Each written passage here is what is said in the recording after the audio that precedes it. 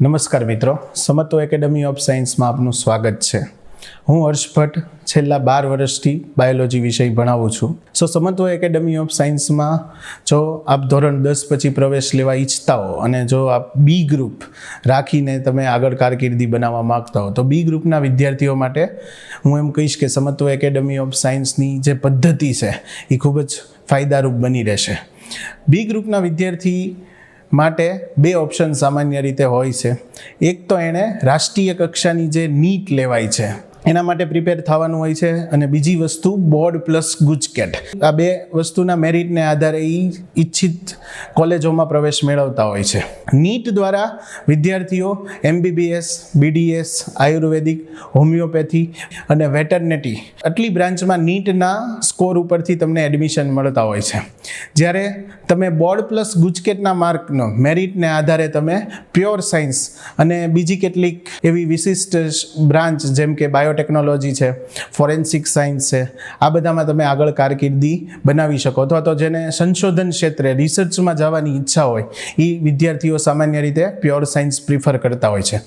સમત્વ academy of સાયન્સના જો બી ગ્રુપના પદ્ધતિની આપણે વાત કરીએ બી ગ્રુપના સ્ટુડન્ટ માટે હું એમ ચોક્કસ કહીશ કે મુખ્ય આધારભૂત પુસ્તક જે છે એ છે 11-12 સાયન્સની NCERT.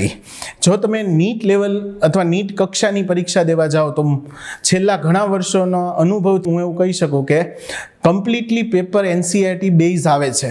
એટલે વિદ્યાર્થીઓને મુખ્યત્વે તૈયારી સ્વરૂપે NCERTનું પુસ્તક ટેક્સ્ટ બુક છે એના ઉપર ખાસ ફોકસ કરવું ઇમ્પોર્ટન્ટ બને છે.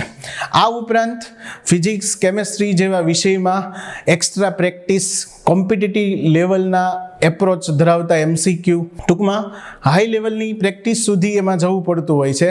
બધાના બેઝમાં જ NCERT છે એવું આપણે ચોક્કસપણે કહી શકશું. સમત્વ એકેડમી ઓફ સાયન્સની પદ્ધતિની જો વાત કરું અહીંયા ડે સ્કૂલનું ફોર્મેટ હોય છે, એટલે સવારે 7:30 વિદ્યાર્થી આવે, સાંજે 5:30 સુધીનો સમયગાળો હોય છે. આ સમયગાળા દરમિયાન એના ડેઇલી બેઝિસ ઉપર મુખ્ય વિષયના લેક્ચરો અને દરેક મુખ્ય વિષયનો ફિક્સ ડાઉટ સેશન પ્લસ રીડિંગનો ટાઈમિંગ એને ફાળવવામાં આવે છે. એટલે જો વિદ્યાર્થી પ્રોપર રીતે આ સમયગાળામાં સ્કૂલમાં જ મહેનત કરે તો લગભગ એનું ડેઇલી વર્ક છે એ અહીંયા જ કમ્પ્લીટ થઈ જતું હોય છે. પ્લસ એડિશનલ પ્રેક્ટિસ એ ઘરે જઈને કરી શકે અથવા એક્સ્ટ્રા રીડિંગનો ટાઈમ એની પાસે ઘર માટે બચી શકે છે. એટલે જો સમત્વની જે સિસ્ટમ છે એમાં જો તમે યોગ્ય રીતે સેટ થઈ જાઓ તો બી ગ્રુપના સ્ટુડન્ટને વિશિષ્ટ કાંઈ એક્સ્ટ્રા કાંઈ કરવાની વધારે જરૂર રહેતી નથી. શેડ્યુલને સ્ટ્રિક્ટલી ફોલો કરવો. પ્લસ સમત્વમાં દર 15 દિવસે આપણે નીટની 720 માર્કની ટેસ્ટનું આયોજન કરીએ છીએ.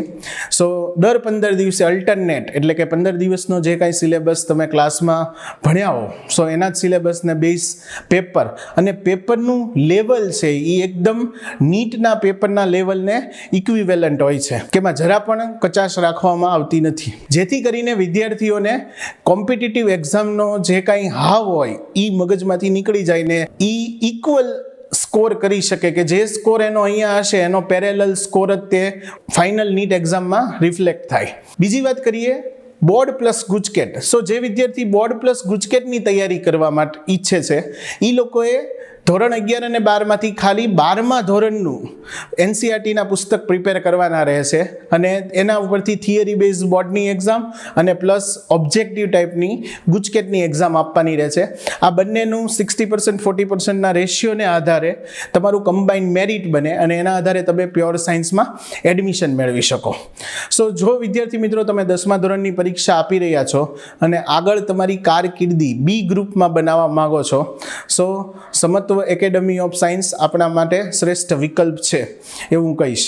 સ્થાપનાના માત્ર 3 જ વર્ષમાં જો આપણે એના રિઝલ્ટની વાત કરીએ ગુજરાતની ખ્યાતનામ મેડિકલ કોલેજની વાત કરીએ તો સેલ્ફ ફાઇનાન્સથી લઈને જોધપુર એમ્સ સુધી વિદ્યાર્થીઓ MBBSમાં પ્રવેશ મેળવી ચૂક્યા છે. આ ઉપરાંત ફાર્મસી છે, આયુર્વેદિક છે, ડેન્ટલ છે, આવી બધી ગવર્મેન્ટ કોલેજોમાં પણ ઘણા બધા વિદ્યાર્થીઓ છેલ્લા 3 વર્ષમાં સમત્વ એકેડમીમાંથી પ્રવેશ મેળવી ચૂક્યા છે.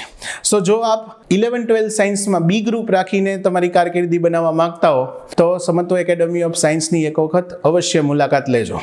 Thank you.